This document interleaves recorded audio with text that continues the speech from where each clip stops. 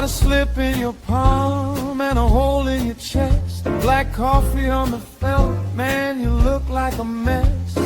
3-team parlay turned to dust in your head. Now you stare at the chips like they made you this man. But don't you go quiet, don't you fade from the floor.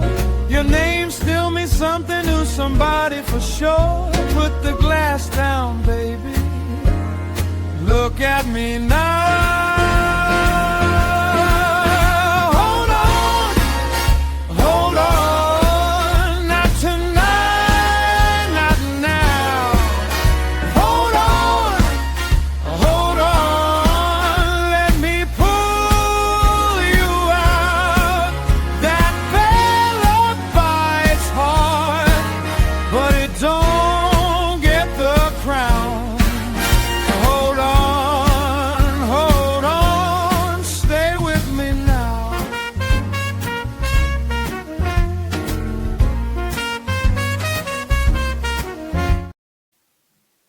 What's up, everybody? It's Toad back with you with Toadstool Sports for whatever day it is, Monday, June 1st. I told you the hot streak was going to come to an end. I don't know what else to say about that. First 5 under Minnesota, Pittsburgh, pretty much dead immediately. Well, not really. I think it was 2-0. Then it was 4-0. Then it was like you just need to hold on to the push there. No. Let's just go ahead and give up like 5 more runs in the 5th inning. That's just great. Pittsburgh obviously was the team scoring all those runs. Zebby owes me some money. And then Kansas City, that was the one that was like basically over in the 1st inning. And by which I mean the play was over. Michael Wacha, 4 runs allowed in the 1st inning. And then I think he was fairly good after that. But you can't do anything about that. You have a horrible 1st inning that ends the bet basically already. There's nothing you can do about it. Move on to today. I got no plays today, and I'm not even on the right page here. I don't like this board. I'm skipping it. We have like 9 baseball games, a couple of WNBA, and that's it. First game up. It's all evening. New series starting. Detroit at Tampa Bay. Tampa Bay is staying at home. They just beat Anaheim in their most recent series. Detroit lost another series. They just got swept by the White Sox. Almost won yesterday. They almost won 2 of those games. Now they're coming into to Tampa here. I don't even know what I think about this game, man. I really don't. I mean, I think the starting pitching matchup might actually be an advantage to Detroit, but you have to gauge Detroit's motivation here, too. Detroit used 3 relief pitchers yesterday. Tampa Bay also used 3. Neither of these bullpens is that good. Tampa Bay is ranked 18th. I'm arranging this by whip, but their ERA is pretty ugly, like one of the worst. Detroit's bullpen ERA is actually better, even though they're ranked 22nd. I think they might have the slightly better bullpen. Detroit. Offense obviously goes to Tampa Bay. They're 8th. Detroit is 27th.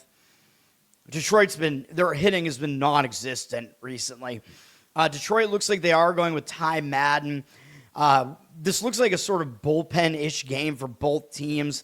What I will say is be aware that when Madden has pitched so far, Detroit has used an opener in front of them every time so far, which I think has been 3 times. So if you're going to play this game, I would make it action. Because I think Madden is going to pitch, but he may not be the first one out for Detroit because they put an opener in front of him the other times. He's also coming off the injured list, but it looks like he is going to pitch. He's been pretty good. 2.38 ERA, 0.79 whip. Not as good on the road, 4.5 road ERA. He's actually basically made only starters workload appearances, even though, like I said, there was an opener in front of him in both of those appearances. And then he got hurt like right away in his last outing. But he's been good both times he's pitched, a full amount of innings. He's got 12 strikeouts, 2 walks, 7 hits allowed, and 11 1/3 innings. That's all pretty good. If you look at what he's done in the past, I mean, his only other year that he has under his belt is 2024, mostly in relief, and his numbers were not that good, but it was a small sample size, so there's not much you can really take away from that. I don't think he's that bad, though. He does have a little bit of experience against Tampa Bay. I think it's just Marlins has faced him before. Yeah, he's 2 for 3 with a home run off him, though. But overall, I think Madden may actually do well here. They have to get through whoever their opener is first. Tampa Bay is going with Griffin Jax, who basically is an opener. Like, he'll go out there. They've been using him like 3 innings to start the game, basically. He's got a 3.6 ERA, 1.4 whip. That whip is not good, obviously, but he has been pretty good at home. 2.13 home ERA. He actually did go 5 innings a couple of times, but last time out he only went 2 innings. So it seems like it's kind of a weird mix. Like, it's kind of unpredictable how long they're going to let him go in a game. I don't know if it depends on the matchup or what he looks like or whatever. He got in a little bit of a jam in that last game, so maybe that's why they took him out, but the fielding didn't help him. I don't like what I see out of him overall, though.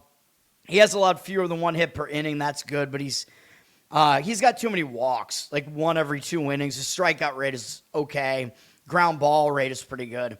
But I don't know. I don't really trust Jax, even though in his extended appearances, he hasn't allowed more than 2 earned runs in any of them. And he is facing a Detroit lineup that hasn't done anything recently. But they do have good numbers off of him in 34 at-bats, 353 average, 1,065 OPS.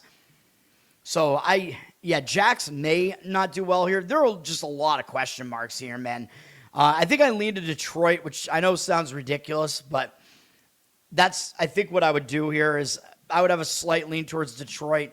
The money is all coming in on Tampa, but they're also like minus 170 in the minus 170s. Do you really think Tampa should be favored by that much with like a converted reliever who might not even go a full amount of innings here starting the game for them? I don't really think so, even though I know Detroit's going with a bullpen-ish game.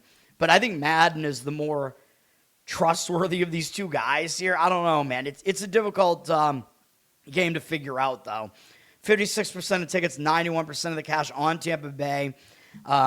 Wager Talk's odds logic thing here is still not giving the total percentages, which is a problem. But whatever.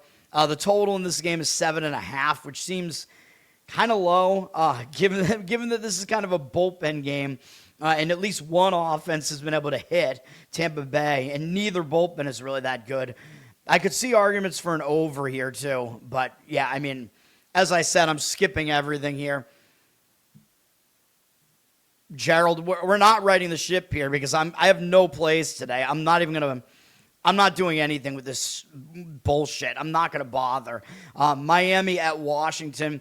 Washington is staying at home. They did just beat San Diego to win that series yesterday. Miami just got swept by the Mets. They're coming in from New York. Not really that bad of a travel spot, but Miami's lost 5 games in a row. Maybe Miami will be a little bit more motivated here, but Miami used a lot of their bullpen yesterday. I think they basically went with a bullpen game yesterday. That doesn't look good to me. So their bullpen is, even though it's the better of these two bullpens significantly, they're very unrested. Washington only used 2 relief pitchers yesterday themselves. Washington does have the worst bullpen, though. They're 24th. Miami is 6th. But with that rest disadvantage for Miami, it kind of evens out the bullpens. Washington is 4th in offense. Miami is, where are they? 22nd. Miami's really fallen down offensively. Sandy Alcantara is pitching for Miami. He's been mediocre. 4.66 ERA, 1.33 whip. He has not been able to bounce back from his injury issues. And he also hasn't been good on the road. And we know Washington plays a lot of high-scoring home games. He's got a 6.07 road ERA. That is not good. He's gotten kind of lit up in his last couple outings. One was against Atlanta. That's a good offense. Toronto isn't, though, and that was even worse against Toronto. And now he's facing a Washington team that can hit. He actually did just face Washington May 10th and did well in that outing. He went 6 innings, allowed 2 earned runs, only had 3 strikeouts, though. And that's kind of the other issue with Alcantara, is his strikeout rate is down from where it once was in his career, and he's just way too hittable. His strikeout rate is low, which is one thing. His walk rate isn't really that bad, but his hit rate is also too high. So a couple of issues there. He's just, he's not throwing his fastball by guys anymore, That's what happens, when you have all these injuries and you start getting older, although I know he's still only 30, but still, I don't think he's ever going to really be what he once was ever again. His numbers against Washington in his career are good, although some of this was probably back when he was a better pitcher. 84 at-bats, 226 batting average, 562 OPS, 7-3 strikeout walk ratio. That's the thing with Alcantara is you have to look at those numbers and then weigh them against what he looks like recently, although, again, he did pitch well against this Washington lineup not long ago. Cade Cavalli is pitching for Washington. He's actually pitching really well this month. He's got his ERA down to 3.62.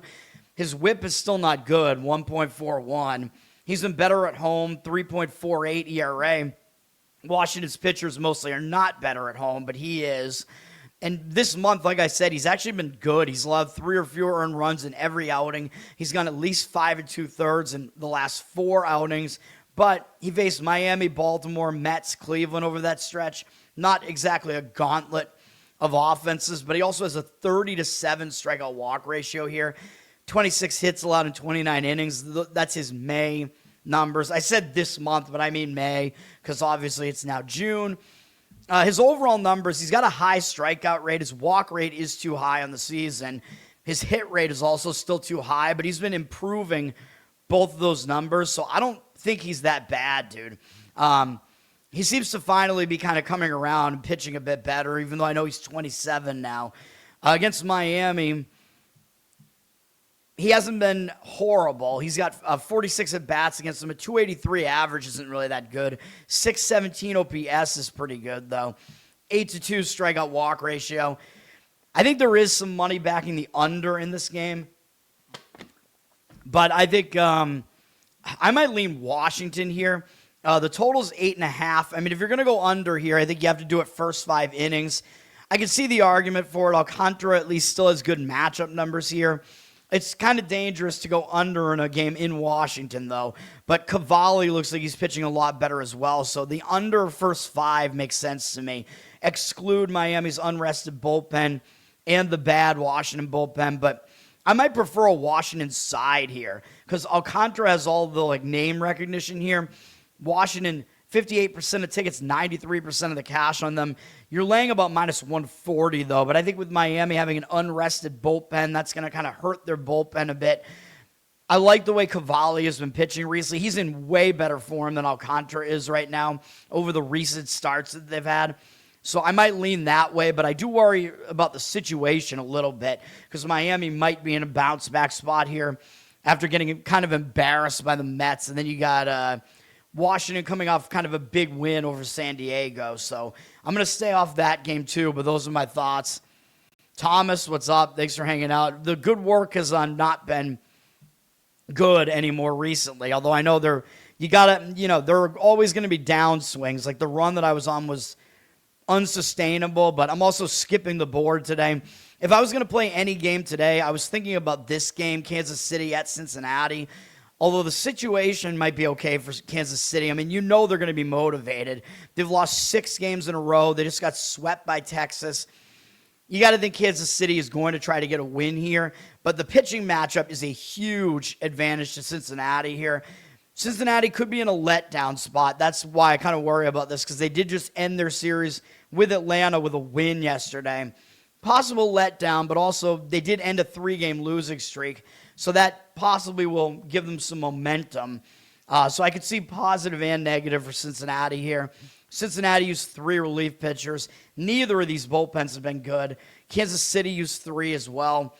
Kansas City is dead last in bullpen right now, 30th. Houston's ERA is actually still worse, but this is a bad Kansas City bullpen, dude. Cincinnati is ranked 28th. They're not a good bullpen either. Hitting-wise, Kansas City's at 26th. They have not been hitting well either. Cincinnati's up to 13th.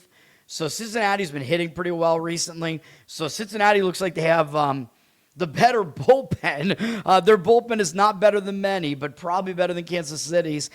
And the better hitting. And they clearly have the better starter here. Kansas City's not even going with a starting pitcher. This was, if you go 5 games ago, Kansas City used Bailey Falter in that game, and he's not even on the team anymore. So this is a bullpen game for Kansas City here, it looks like. They got Luinder Avila listed as their starter here. He's a relief pitcher. I don't think he's going to pitch that many innings, and his numbers are bad. 5.06 ERA, 1.83 whip. He's been good on the road, though. 1.93 road ERA. They're ramping him up a little bit. He actually did go 3 innings in his last outing, and he wasn't good. It was against the Yankees. I think that might have still been in relief in that game. The Yankees beat him up, but I mean, I know it is the Yankees. They hit well, but still, I don't really trust whatever the Royals are doing here with Avila, and then you're going to get a lot of the Royals bullpen, last-ranked bullpen in this game. That does not look good to me at all. Against Cincinnati, they only have 2 guys who have seen him, Blade and Suarez. They're combined 1 for 2 with a strikeout. The one hit is a Blade double. But yeah, I don't trust Kansas City's pitching setup at all. Meanwhile, Cincinnati is going with Chase Burns, who I think he's still kind of under the radar, but the odds makers have kind of caught up to him because they are lining Cincinnati as a massive favorite in this game. Chase Burns is good, man. I mean, he's been one of the better pitchers in baseball this season, and nobody's talking about him as far as I can tell. Everybody's talking about Skeens, Misiorowski, but Burns is kind of right there. He's got a 1.96 ERA, 0.96 whip. He's been only slightly worse at home in this hitter-friendly ballpark, 2.1 home ERA. Cincinnati's won his last 4 starts. They've won 6 of his last 7. He's gotten a win in all of those games, actually. The one game that wasn't a win, his team literally scored 0 against Pittsburgh, so that was not his fault. He did not even allow any runs. He's allowed 2 or fewer earned runs in all but 1 outing this entire season. Yeah, he's on fire. We get it. He pitches well. Kansas City, I am pretty sure, has never faced him. Yeah, so he has an extra advantage here when you get these young, talented pitchers, and they're going up against a lineup that hasn't even seen them before. That lineup has to figure him out the first couple of times through, so that's an extra advantage to him. So it seems kind of obvious, but I would go with the Reds here. I think this is, if I was going to play any game today, I was trying to find a way to play the Reds here. They got 87% of tickets, 92% of the cash on them. They're around minus 200 here. I was thinking about first 5 here because I don't like either bullpen here, man. But I was like, well, what is the price on this if you want to go first 5? Well, you can lay a half run with Cincinnati, but it's like minus 140 on that. So it's a pretty expensive price to go with Cincinnati, even in the first 5. You know, it might make more sense to just go full game Cincinnati here because you know Kansas City's going with like a bullpen game here. Burns will probably get you a bit deeper into the game. I'm tempted to add this as my one play. Should I add a play? I was going to skip the board completely.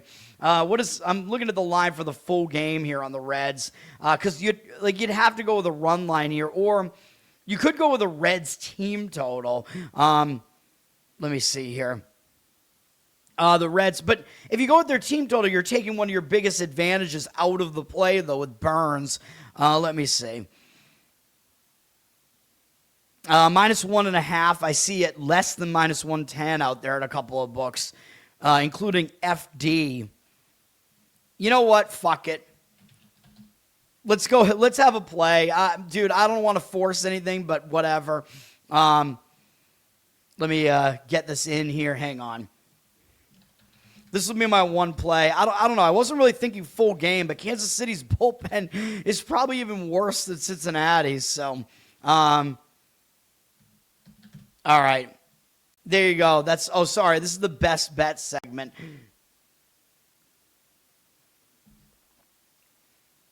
We'll go with the Cincinnati Reds run line.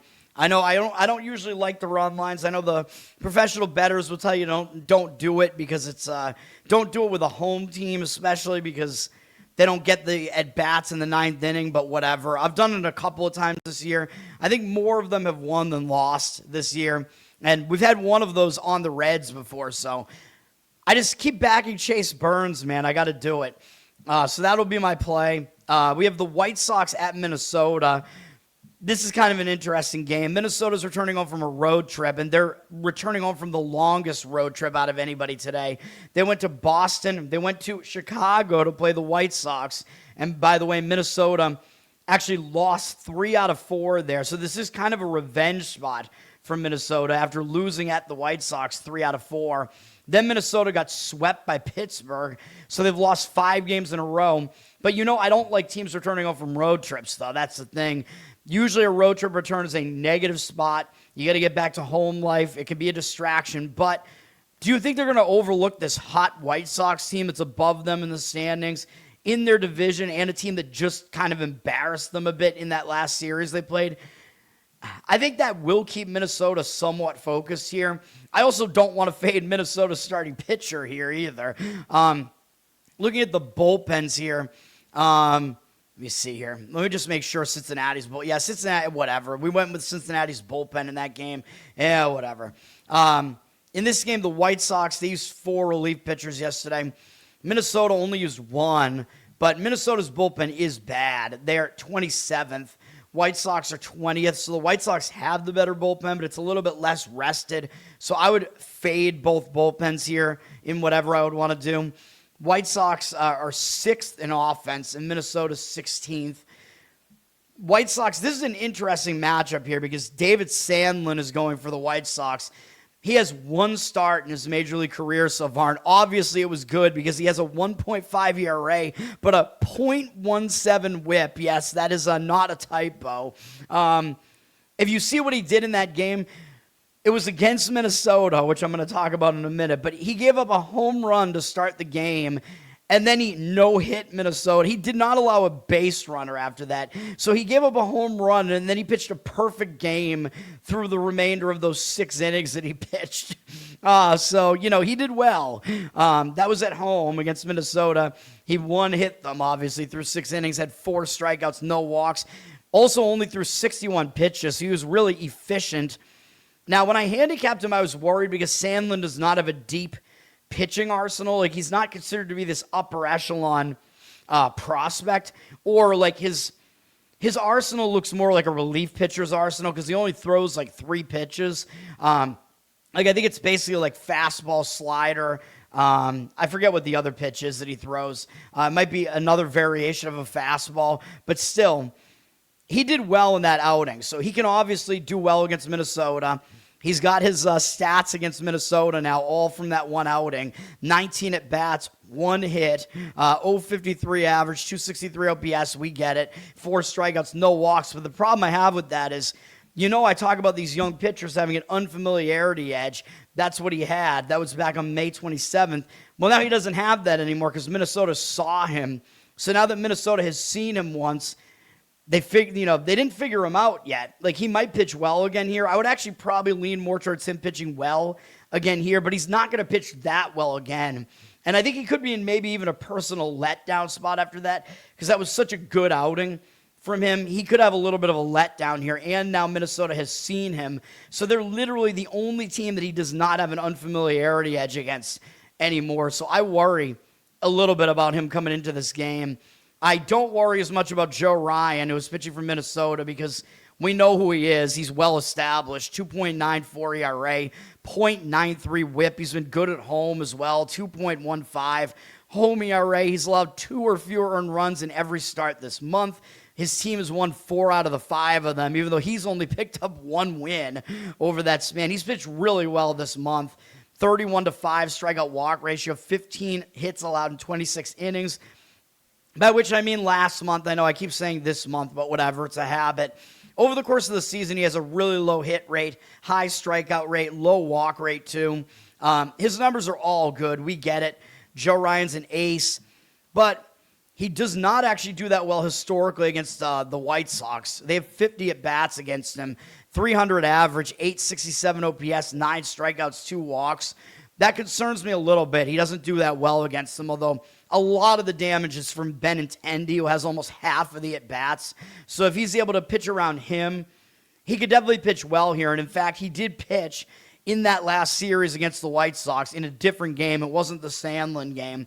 But Ryan did well in that outing. He went 7 2/3, allowed 2 earned runs on 5 hits, 9 strikeouts, no walks. So obviously he is capable of pitching well against this White Sox lineup, even though they have hit well this year. So I'm still kind of leaning, even though there are a lot of question marks with both pitchers, I'm still kind of leaning towards both pitchers pitching well here.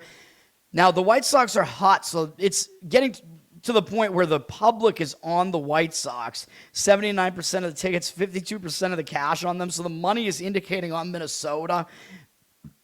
Now, if I was going to play Minnesota here, I probably would not want to deal with their bullpen.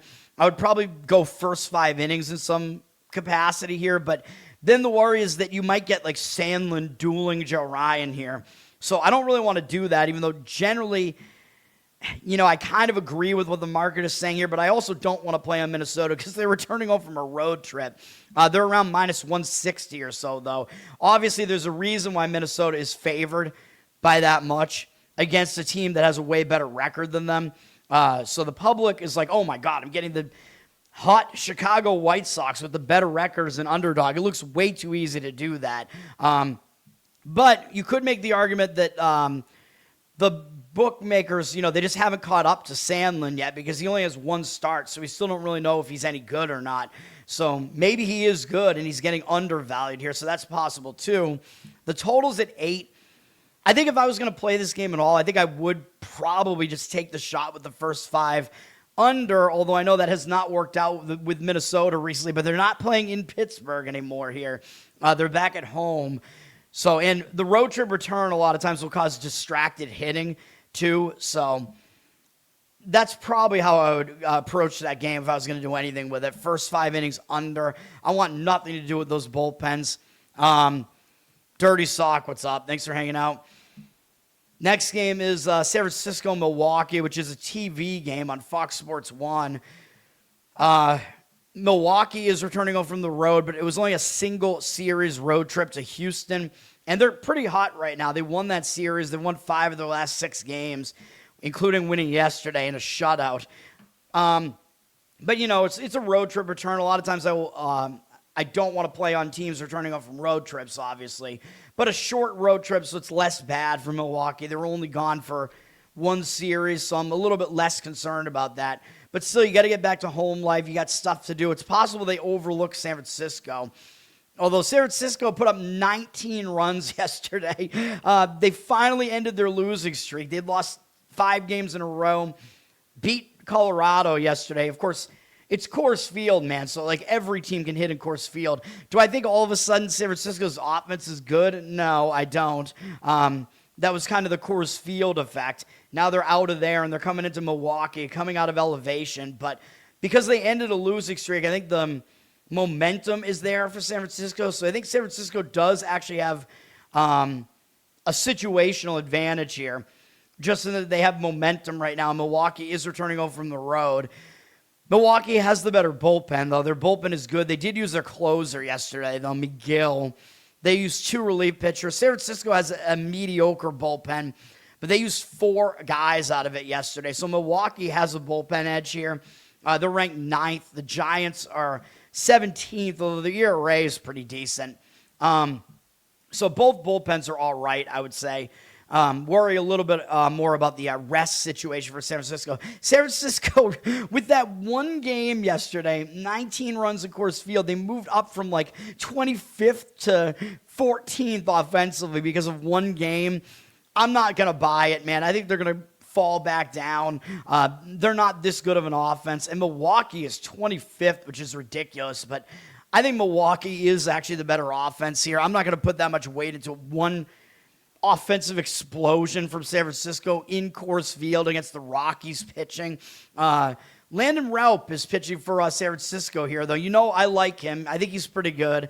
3.3 ERA, 1.18 whip. He's been better on the road, which doesn't make sense to me, but I guess I'm not going to question it because San Francisco's ballpark is pretty pitcher-friendly. He's got a 2.67 road ERA, which is good. He's been mediocre kind of this month, though. He's allowed too many hits. He's got 31 strikeouts in 24 2/3 innings, but 31 hits allowed. That is a huge problem. He's been way too hittable. He's only allowed 8 walks. but his team has lost every game he's pitched this month, although a lot of it is that they haven't scored at all. In fact, they have not scored more than 3 in any of those games behind him, so it's not really his fault. The offense has been awful. He's allowed 4 or fewer earned runs in all those outings. Over the course of the season, he's got some good numbers, way below 1 hit per inning, above 1 strikeout per inning. The walk rate is a little bit high, so that's kind of an issue, but overall, pretty good stuff here. He will be going up against the Brewers. His numbers against them are pretty good. In 41 at bats, 244 batting average, 622 OPS, 7.7 strikeout walk ratio is not good, but the rest of those numbers are pretty good. So I think Raup sets up to do pretty well here. The home road splits are in favor of him here as well. Situation kind of backs him a little bit here. He will be going up against Shane Drohan, which I don't really know what Milwaukee's doing or why they're doing this, because I went 5 games back and it looks like it's supposed to be a Kyle Harrison's turn in the rotation, and Harrison's been really good. Harrison is, I assume, probably pitching tomorrow because I don't think he's injured. So I don't know. Milwaukee is just deciding to use their long relief man as basically their starter here, Drohan. He's been good this year. I think he's made at least 1 start as well. Yeah, he did make 1 start, but he's mostly been a long relief guy. He's got a 2.63 ERA, 1.1 whip. I don't really think he's going to go deep here. He's gone at most like 4 innings, 4 1/3 innings in any of his outings this year. So you're probably looking at about 3 or 4 innings from him. And then the Brewers bullpen, but that might be good enough because Drohan has actually been fine and their bullpen is solid. So you might still get good pitching out of Milwaukee here. And again, they're facing a San Francisco lineup that I still really don't think is good. Drohan's got good numbers, though. I mean, more than 1 strikeout per inning, fewer than 1 hit allowed per inning, but most of it in relief, remember, and a low walk rate, too. Not bad. His numbers against the Giants, they don't have any, so the Giants have never faced him before. So he does have a little bit of an advantage there where he's unfamiliar to them. In fact, Drohan is actually a rookie this year, even though he's 27. This is his first major league season. So it's an interesting setup here, man. I mean, to me, it's kind of looking more like an under than anything else. The total for the game is 7.5. I might be looking first 5, though. I mean, I don't know how much I trust, like, San Francisco's unrested bullpen here. I mean, I guess you could try to go full game with it. You'll get under the 7.5, most likely. They have to pay a little bit for it. I probably would agree with that. I think I agree with the San Francisco side, but I would probably only go first 5 with the San Francisco side because you're going to back Raup and the better situation, but their bullpen's just a bit unrested and the lesser bullpen. But I know Milwaukee likely will be the first team going to the bullpen here because I just don't think Drohan is going to go that deep. 85% of tickets, 86% of the cash on Milwaukee, though. They're around like minus 160 here. So it looks like they're public, but also potentially getting some of the money. I don't know. It's a difficult game for me to figure out, man, because I think both pitchers might actually be all right here. So I think probably the under makes more sense to me than anything else. All right, half hour mark. We got less or fewer than half the games left and 2 WNBA games. I'm going to take a break, even though I usually do it at about an hour. I'll be back in a second, finish this off, and that'll do it. And we'll hope that the one play that I feel like I'm forcing, hopefully we'll get that right today.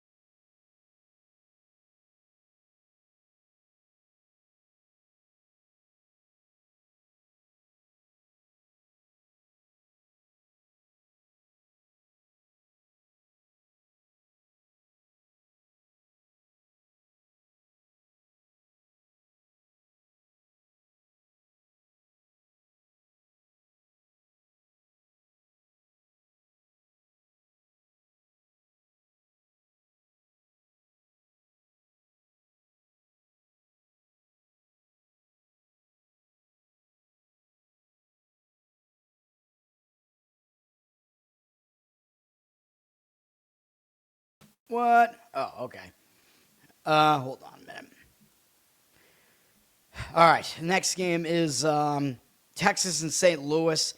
I mean, right away, my thinking is, yeah, Texas has the better bullpen. I mean, that's one thing.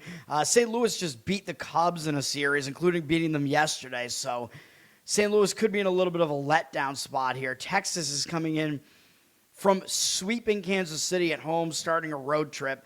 I don't know if that's really going to put them in a letdown because Kansas City's been bad. So I think Texas might be coming into this with momentum.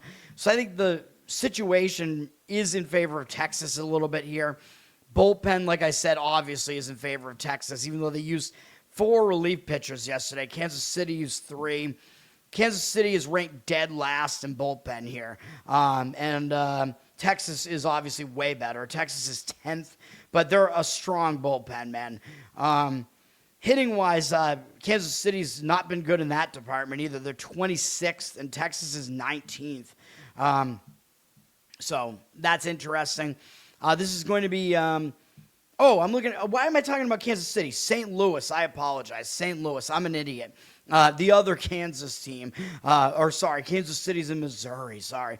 I know there's a Kansas City in both states. I know. I'm aware. I know geography. But, yeah, usually the one that usually gets talked about is Missouri.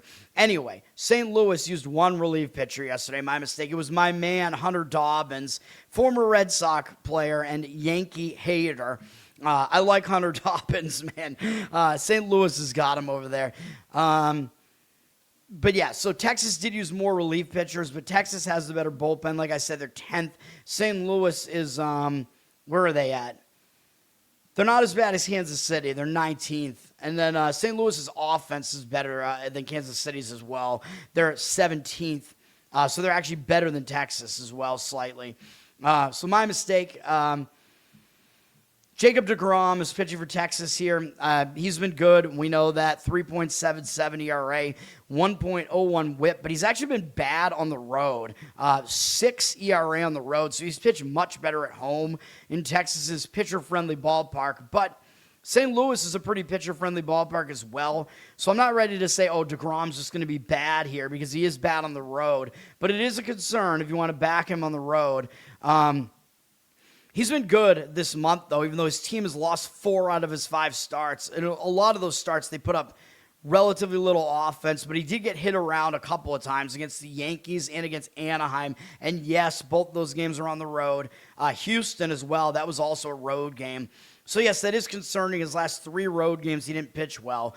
But he has a 30-5 strikeout walk ratio still this month and 25 hits allowed in 28 1/3 innings.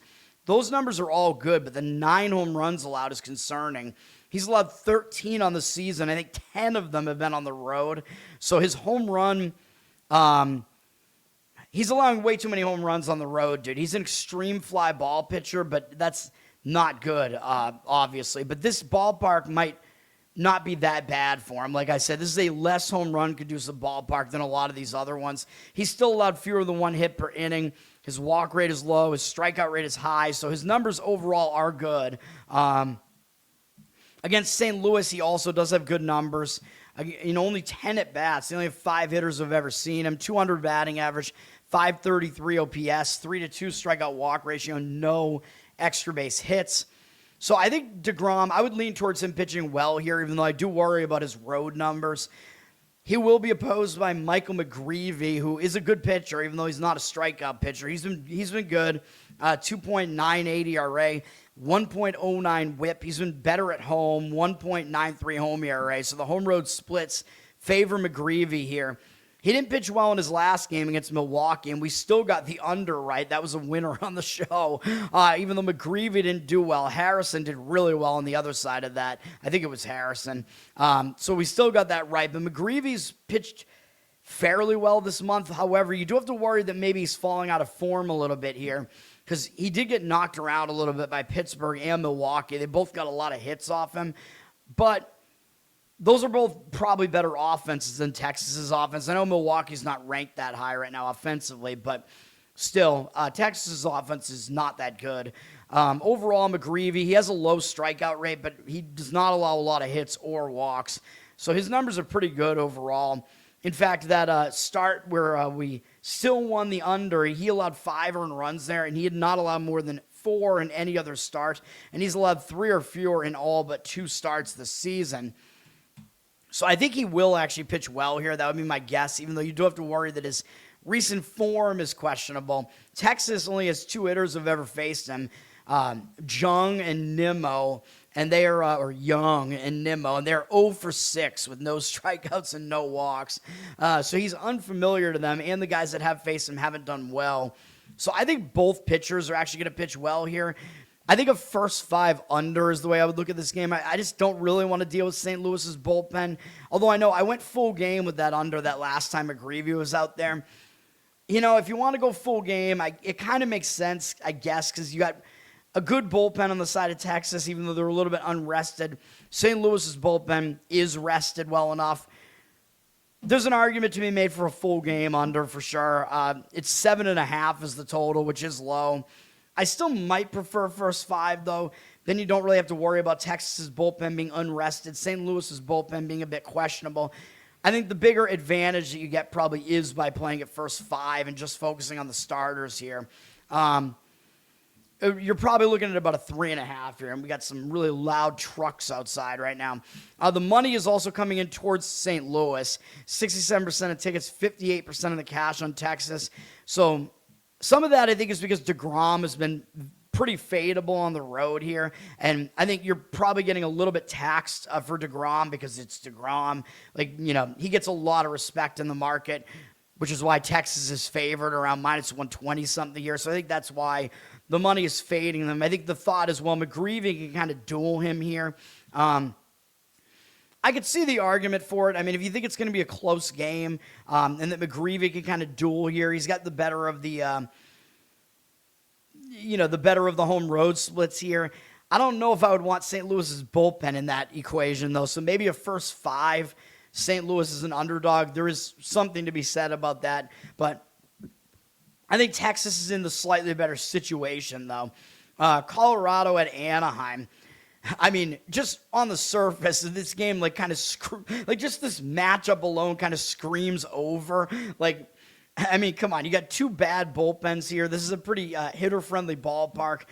The Angels are returning home from the road, though. They just went to Detroit and Tampa Bay, so they're traveling cross-country. So this is a negative spot for the Angels, for sure, even though they did just lose to Tampa Bay. Traveling, across 3 time zones with no time off, even though I know it was an afternoon game for them yesterday, but still, it's not a good spot coming back home from that. Plus, you can get distracted. Do you think they're really going to be excited to face the Rockies? Probably not, even though Anaheim is a bad team. But I think it's even worse for a bad team returning home from the road. And Anaheim's a massive favorite here, too, because they have a perceived huge starting pitching edge here, or maybe legitimate huge starting pitching edge here. So Anaheim's laying a huge price here, but they're in a bad situation. But of course, I do not want Colorado here either. When you look at the matchup here, there's just no way. Colorado, their bullpen is very used right now, and they're not a good bullpen. And they used 4 guys yesterday. Anaheim's bullpen is pretty used up as well. They used 3 guys yesterday. Not a good bullpen. Anaheim is second worst at 29th, although their ERA is still worse, or still better than Houston's, but still. Colorado 25th. I mean, you're looking at 2, like I said, very fadeable bullpens here. Colorado 20th in offense. They're not a great offense. Angels 17th, but these offenses might be able to do something at least against these bullpens. Kyle Freeland is pitching for Colorado. He's been bad. 8.08 ERA, 1.75 whip. And it's not just Coors Field either, because he's been equally bad on the road. So this is all bad. He's been lit up in most of his starts this month. He's allowed way more than 1 run per inning, and he's allowed like 2 hits per inning this month. And the Rockies have lost every one of his starts, and the last 2 of the previous month too. This is all really, really bad. The walk rate is high, 10 home runs allowed this month too. Strikeout rate is good, but that's the only thing you could say. Over the course of the season, he's got an okay strikeout rate. His hit rate is extremely high on the course of the season. He's allowed too many home runs, and his walk rate on the season actually isn't really that bad. But Freeland, I mean, this is a guy that gets knocked around, man.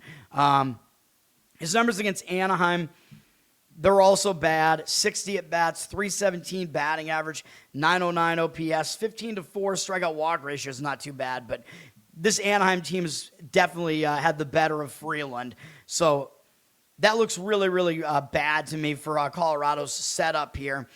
Anaheim's going with Jose Soriano, who has been the considerably better of the two pitchers, 2.65 ERA, 1.15 whip, which is why Anaheim's a massive favorite here, or part of the reason. Soriano's not as good at home, though, which was the case last year, too. I don't know why. I mean, some of it is that it's a more hitter-friendly ballpark, but he's just been better on the road than he is at home. Last year and this year, he's got a 3.63 home ERA, which still isn't bad. But he's had his worst starts at home. I know one of them was against the Dodgers, an elite offense, so whatever. Maybe you give him a pass for that. He's been walking way too many guys recently, though. 15 walks in 28 and two-thirds innings in May. That is bad. 29 strikeouts, 27 hits was fine, but that amount of walks is ridiculous. Over the course of the season, he's got a high strikeout rate, a very low hit rate, but his walk rate is too high. That's been his problem, the wildness. He's got to do something about that. Against Colorado, though, he has good numbers. They only have 19 at-bats against him, though. Only 5 of their hitters have faced him. They have no extra base hits, 4 strikeouts, 1 walk, 211 batting average, 461 OPS. So I was thinking over in this game, but, you know, I have 2 problems with it. Soriano is good enough that he could certainly pitch well here. So, I mean, you could look towards Anaheim, or you could look towards Anaheim going over their team total. That makes a lot of sense, right? It looks like Anaheim should be able to score against Freeland plus Colorado's bullpen, so that all makes sense. Problem that I then have with that is that Anaheim's returning home from the road, which I think can affect their hitting in a negative way because they can be distracted. And I think just overall the distractions kind of loom over you when you're in a spot like that. So I just can't do it, man. I can't get on board with it. If you force me to give you a play on this game, I think I would go over Anaheim's team total in this game. I think I would still do that. But I don't know. With the return home spot and whatever, I just don't think I could get there with it. All right. Then we got Dodgers at Arizona. Arizona is returning home from a road trip. They went to San Francisco and Seattle. They swept San Francisco, then got swept by Seattle. Seattle's starting to play better. Now Arizona's returning home from the road, and again, I will point out, returning home from the road, negative spot. You have to get back to home life, but this is a divisional game against the division-leading Dodgers, dude. And by the way, the Dodgers, not long ago, were behind San Diego, and now they're 5.5 games ahead of them, which you knew that was going to happen, though. But Arizona, I don't think they're going to overlook L.A., you know what I mean? Yeah, you're returning home from the road. It's a negative spot. You have to factor that in. But I don't think they're going to be fully distracted, right? Because this is a huge series they're starting here against L.A. Now, as far as the bullpens, both bullpens have actually been good. The Dodgers did use 3 guys out of theirs yesterday. Arizona used 4. Dodgers have the better bullpen. They're ranked second. The D-backs finally have an ERA below 4 out of their bullpen, and they're ranked third still. I got to admit they're a decent bullpen, but I don't think they're an upper echelon bullpen. So I think the Dodgers do have the better bullpen. Dodgers are number 1 in offense. The Diamondbacks are 15th. So both teams have been able to hit. Sheehan is going for the Dodgers. I think what we have here is the younger, more talented pitcher on the side of the Dodgers here. I know his numbers don't look that good. 4.7 ERA, 1.24 whip, but Sheehan definitely has good stuff. You know, I've been looking at his numbers the last couple of seasons, and I'm like, yeah, this guy definitely is very capable, and we're starting to see him pitch well. It's just, you know, it's been a little bit rocky, but he's still pitched well. But he's been bad on the road, so that's one problem. 6.52 road ERA, and this is a hitter-friendly Diamondbacks ballpark. So that is one issue where maybe you don't really want to jump on him here because of that. He's pitched well recently. The Dodgers won his last 4 starts. He pitched well against the Braves in there, even though that was a shortened start. A little bit of a concern that he's not gone 5 innings in a couple of his most recent starts. That is a bit of an issue, but he's allowed 2 or fewer earned runs in more than half of them, so that's good at least. But yeah, he's a little bit up and down, but I think overall he's a good pitcher. He's got way over 1 strikeout per inning, below 1 hit per inning. His walk rate is also low.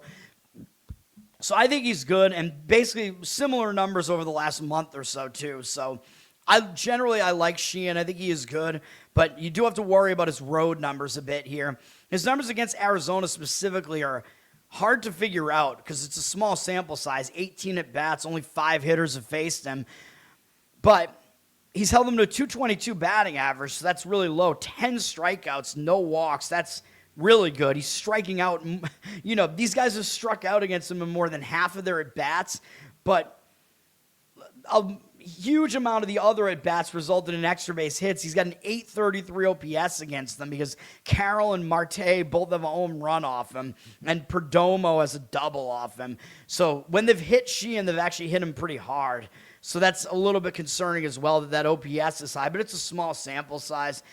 Eduardo Rodriguez is getting the start for Arizona here. He's got good numbers, 2.31 ERA, 1.21 whip, although like I always point out, he's not what he once was.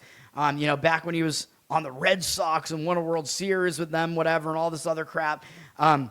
He's had injuries since then. His velocity is kind of gone, but he's still finding a way to pitch pretty effectively, so you got to give him credit for that. He's 33 years old now. He's been really good at home, 1.31 home ERA. So the home road splits favor Erod in this game over Sheehan. He's been good this month. He's allowed 3 or fewer earned runs in every outing. He's got at least 5 1/3 in every outing. He's got 6 or more in all but one. He's allowed 25 hits in 33 2/3 innings, 9 walks, 27 strikeouts. Not a really high strikeout rate, but again, this is basically what you kind of expect out of him or want out of him. Like, this is not bad, really. But he faced a lot of weak lineups in there. The Mets, the Rockies twice, San Francisco. And, yeah, one of those starts is in Coors Field, but he actually kind of struggled in that one. Overall, like I said, his strikeout rate is way down, but his hit rate is low, and his walk rate is a little bit high, I would say. But still, overall, yeah, he's put up a decent season so far. But he does have to face the Dodgers here. That's basically as difficult as it gets for a pitcher. Dodgers have hit him pretty well in 121 at-bats, 281 batting average, 801 OPS, 30 strikeouts, 18 walks. That is a lot of walks. So I don't really trust Erod against this lineup at the very least. Sheehan, I think basically he does have the better matchup numbers here. I don't really want to jump on Arizona in a return home spot either. It's a difficult game to figure out, dude. It is. There might be some arguments for an over here. Erod doesn't match up that well against the Dodgers. You got Sheehan not good on the road either. I think Erod is probably not really as good as his numbers make him look. The money's coming in on the Dodgers, though. 76% of tickets, 94% of the cash on them.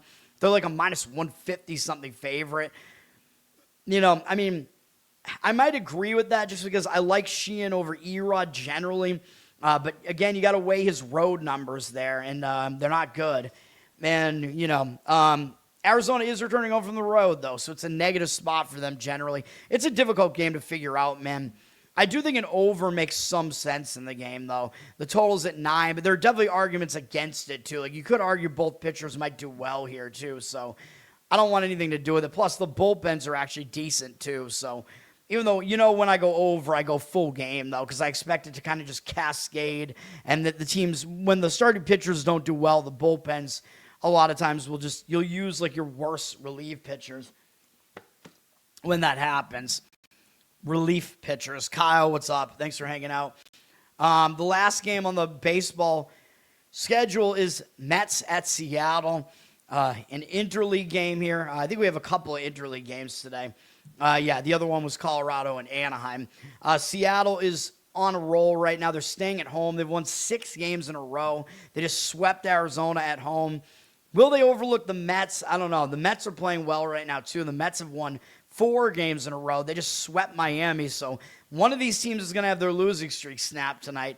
The Mets are having to travel to the Pacific Coast, though, and I talk about this. 2 things to consider here. When a team starts a road trip, usually they are focused. They want to get the road trip off on the right foot. But an East Coast team having to go all the way out west and play a late-night game, have to adjust to the time zone with no time off, that's difficult, man. That can like mess with your biological clock. So I don't really love that for the Mets. Both these bullpens have been pretty solid. The Mets only used David Peterson out of the bullpen yesterday. But we're going to have to talk about it because this is going to be basically a Mets bullpen-ish game here. So you have to take that into consideration. Seattle, their bullpen used nobody according to this yesterday. I don't know if is that accurate? I don't know. Maybe it is. Because sometimes that site is screwed up, but it doesn't look like it is today. No, that can't be right. That game went 10 innings. Actually, it is. They used Luis Castillo for the remainder of the game yesterday after Bryce Miller. So the Mariners basically used 2 starters yesterday and didn't use any relief pitchers. So that is accurate. So the Mariners bullpen, they're a pretty good bullpen, even though they're ranked, that's hitting. Where are they at? They're ranked 16th, but they have one of the best bullpen ERAs. I think they're better than the Mets bullpen, even though the Mets bullpen is ranked 8th. Both bullpens are good, though, so take that into consideration. Mariners are hitting well. They're at 11th now, so they've moved way up offensively, and they have a huge advantage there because the Mets are still last, 30th. So big offensive edge for Seattle here. J-Main, what's up? You want the Mets here? I do not like that. Miller and Castillo, yes.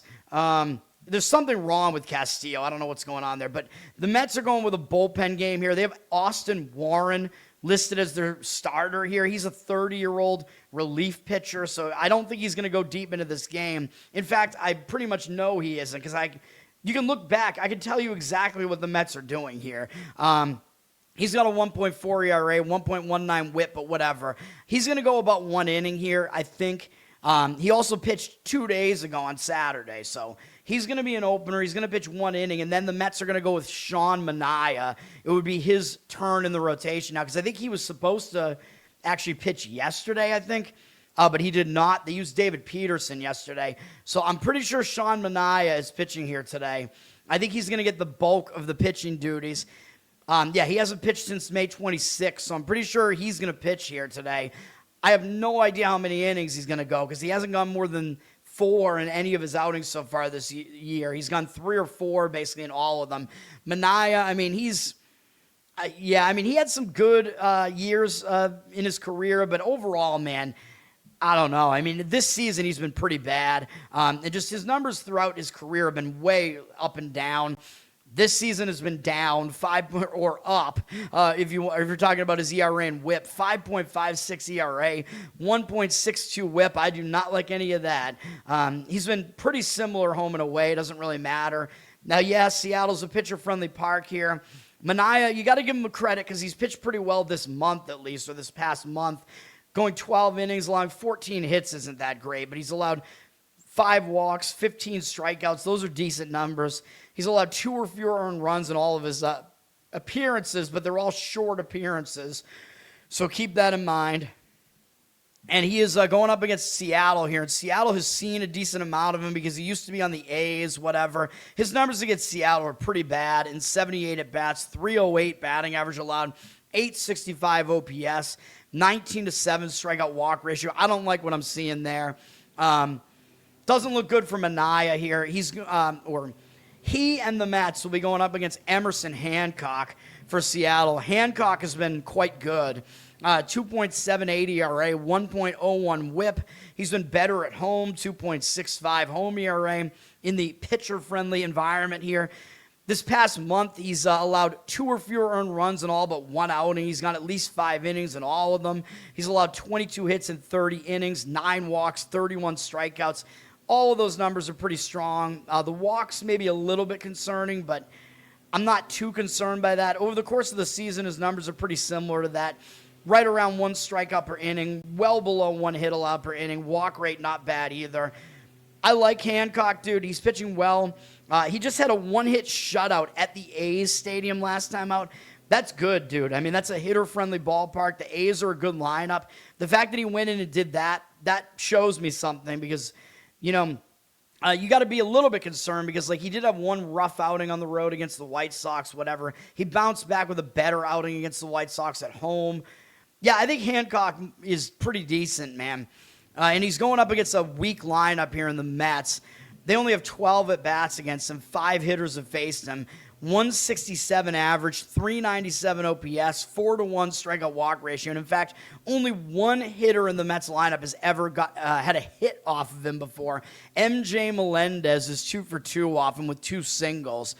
So I think Hancock sets up a lot better in this game over Warren, with then Manaea coming in after Warren. I like the Mariners in this game.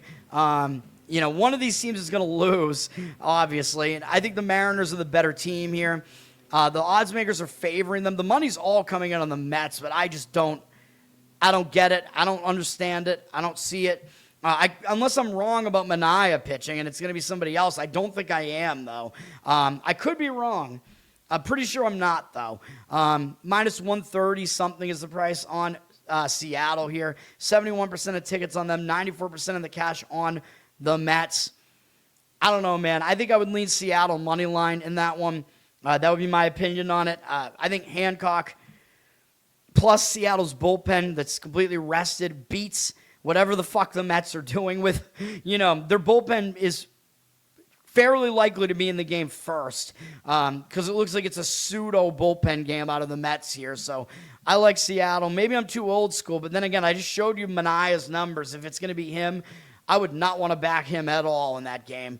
All right, then we have these 2 WNBA games. I don't like these games. I don't like the WNBA, but USA Network has the first game, which is Seattle at Dallas. These are both going to be somewhat later games. Dallas could be in a letdown spot here because they just returned home from a road trip after beating New York, which is still a big win, even though New York has been playing pretty poorly. They returned home, and they overcame the return home spot and beat Las Vegas, who is the returning champs and still one of the best teams. That was a big win for Dallas, man, because, Dallas is this up-and-coming team, young team, still trying to gain their chemistry and whatever. I think they're probably going to be a playoff team this year. They're playing pretty well, but that was a big win for them. Like, that's almost like a legitimizing win, you know what I mean? Although I know they beat Indiana already, whatever, but they beat the team that won the championship last year, so I think that could definitely put them in a letdown spot here, playing against a pretty bad team like Seattle here. And yeah, I know Seattle's one of the worst teams in the league, even though I know they have 3 wins here. Their wins are against Connecticut twice and Washington. They played a weak schedule, too. They've also lost to both those teams once. This Seattle team is very bad. They're coming off a really ugly loss to Toronto on Saturday. And yes, they're having to travel from Toronto to Dallas, which is not the easiest thing to do, but I think I would fade Dallas in the spot that they're in. It's a letdown spot. They're laying a lot of points here, 12.5, 13. And yeah, it's probably justified, but I think I would lean towards taking the points with Seattle there, but I really don't want to do it. I mean, Seattle's not even as good as their record makes them look, or Seattle's record makes them look better than they even actually are, is what I mean to say. They're actually worse than their record even looks. I don't know if I phrased that correctly, but you know what I mean. Seattle's bad. Then the other game is Peacock, NBC Sports, 10 p.m., Minnesota at Phoenix. Phoenix has a really ugly record at 2-7, but they face one of the most difficult schedules. I don't think Phoenix is that bad.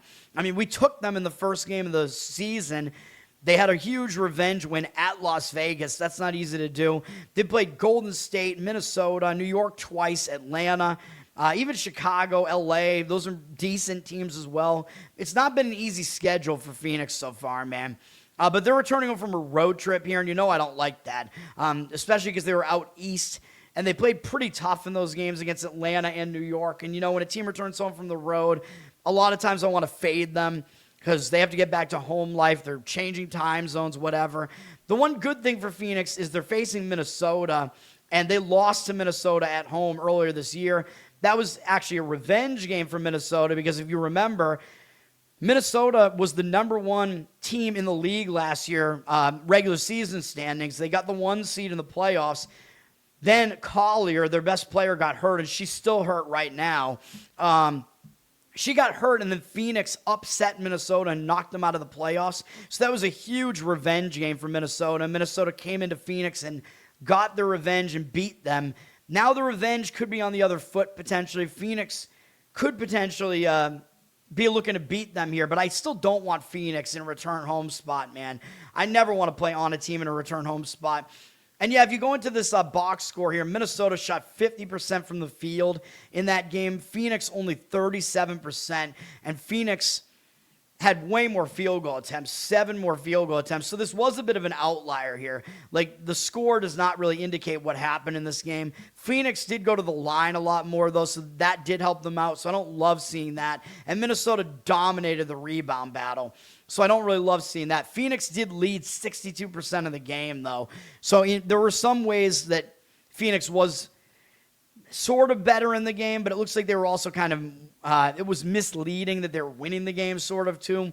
So there's nothing that I see in this box score where everything's going one way. Like, this is a huge outlier, but there was an outlier that Minnesota's shooting was pretty much too good in the game. But the fact that Minnesota dominated the rebound battle, that would worry me a little bit about wanting Phoenix here as well in the revenge spot. So I think there are too many negatives for Phoenix here, but obviously the return home spot is one of them. Minnesota's coming into this game on a win streak. They've won 4 games in a row, even without Collier. Once Collier comes back, this Minnesota team is definitely going to be one of the best in the league. Right now they're one of the best in the league, even without her. So this Minnesota team will be good. And in that game, I want to see what the line was real quick. Phoenix was a 4.5-point favorite in that game, but in this game, I think Minnesota's favored. Yeah, Minnesota's a 3.5-point favorite here. I don't know if there are injuries coming into play here, because I know it's not Collier. She's not back yet. She's supposed to come back around June 6th. This makes no sense then. Like, why would Phoenix have been a 4.5-point favorite in that first game, and now Minnesota's minus 3.5? Is that really just because Phoenix has a 2-7 record now, and Minnesota has been playing a lot better? I don't know, but obviously it seems like that line has moved too dramatically. Like, both games in Phoenix, and you're telling me you're going to move the line 8 points in, over a course of a few weeks? For what reason? That makes no sense to me. So I think I actually probably lean Phoenix here, even though I wouldn't really want them in the return home spot. I think there are more factors that would point towards Phoenix taking the points there than towards laying it with Minnesota. But again, there are too many significant factors going both ways, so I don't want to deal with it. That's going to do it, man. That's the show for today. We'll be back tomorrow. Hockey resumes tomorrow. And then basketball, I think not until real basketball, men's basketball, NBA, not until Thursday, I think. Thanks for hanging out, everybody. The one play today, even though I feel like I might be forcing it, is the Cincinnati Reds run line. I mean, it's Chase Burns against a bullpen game, so hopefully we can get that one done. Let's do it. Another Chase Burns play, I know, but let's get back on track with a win here, man. We were on a massive, massive hot streak. I want to, start getting some wins again here. Let's try to do it today. That's going to do it. Learn to Toad on Twitter. Learn to Toad on Instagram. Like, subscribe here. Spread the word. Get people to subscribe, whatever. Let's get this thing taken off. We're on audio as well. Apple, Spotify, Spreaker. Go check that out. That helps me out as well if you just listen over there. Covered in Uke is my Uke channel on YouTube. Ukulele covers. Patreon.com/LearnToToad, and you can get some bonus Uke stuff there. Losercast will be back tomorrow night, and the Giants G-Spot podcast will be back at some point. That's going to do it. Thanks, everybody. Peace. But don't you go quiet, don't you fade from the floor. Your name still means something to somebody for sure. Put the glass down, baby. Look at me now.